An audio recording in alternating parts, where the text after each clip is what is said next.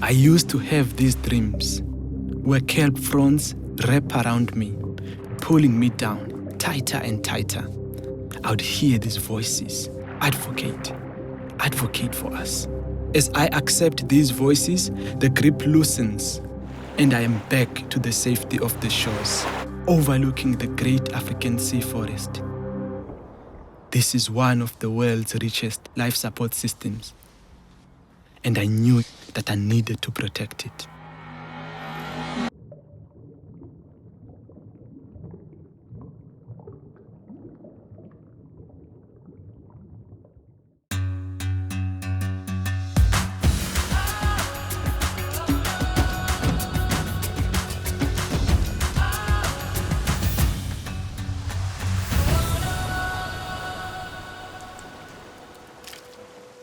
My name is Loyiso Dunga.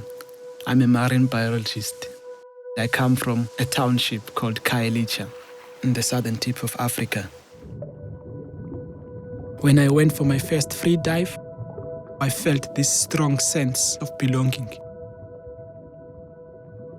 I could hear my heart beating ever loud. I could feel somehow more and more connected to my wild being. The kelp forest became more and more familiar. There is tiny critters moving away, different creatures everywhere you look. They provide this three-dimensional structure where you found a home inside a home. Kelp forests protect the coastlines from the harsh waves. They absorb the CO2 from the atmosphere and surrounding waters, and from this they make the oxygen we breathe. They rival the services of the Amazon forest. Khayelitsha is situated quite close to the ocean. In African folklore, we are taught that the ocean is sacred and one must never approach it without caution. It is where our ancient ancestors rest. My house in Khayelitsha is led by my mom. Her name is Nobuntu. Nobuntu means humanity. The first time I actually shared with her my newfound love of the ocean, she said, I'm not gonna allow my son to go to the ocean to commit suicide. Who knows what's out there? But if a shark eats you, please, you have to reconsider this career.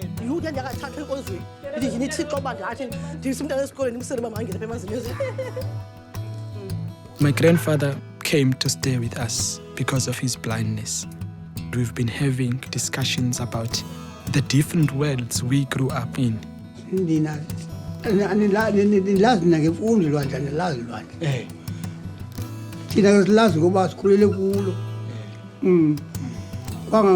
His knowledge has been passed down through time, through generations. My grandfather shares with me the different way of life in connection with the ocean. The kelp forests that are hugging the coastline of South Africa are relatively healthy. In many parts of the world, these kelp forests have been reported to have been declining, including California and Australia. The effects of climate change are threatening the balance of many ecosystems that are core to biodiversity. If we do nothing, these ecosystems will collapse.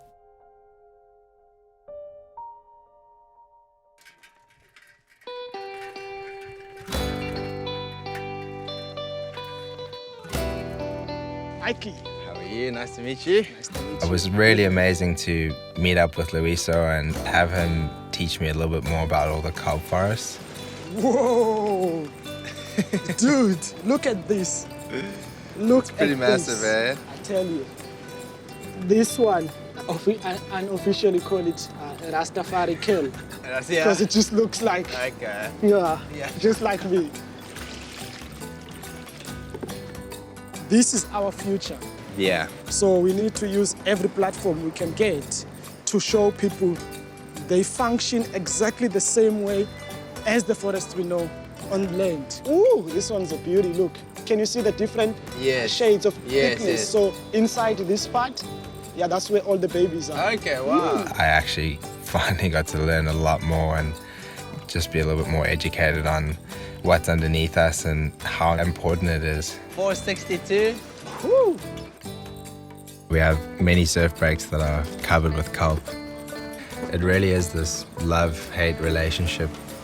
When you're paddling out, it's pretty intimidating and obviously it's an obstacle.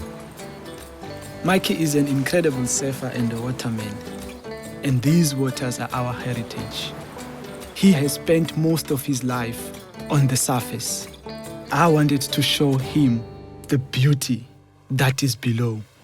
It's called Castle Rock. It shelters us from the waves, makes for a very calm dive day. Diving through the kelp forest was such an amazing experience.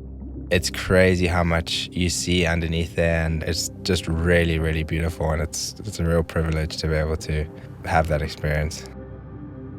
Kelp is something that I've completely looked past my whole life. I feel like I value it so much more. I have a whole new perspective on, what's beneath. And it goes all the way up and all the way to the south. Yeah, it's amazing.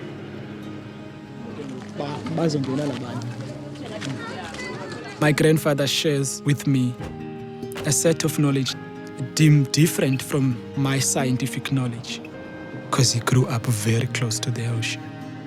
It dawned on me that to complete the cycle of our discussion and all I've been learning from him about the ocean, I would be happy if I could take him back to the ocean, to show him the sunset, to listen to the sound of the waves, to let his ankles feel the cold seawater, a place that he has not been to for a very long time.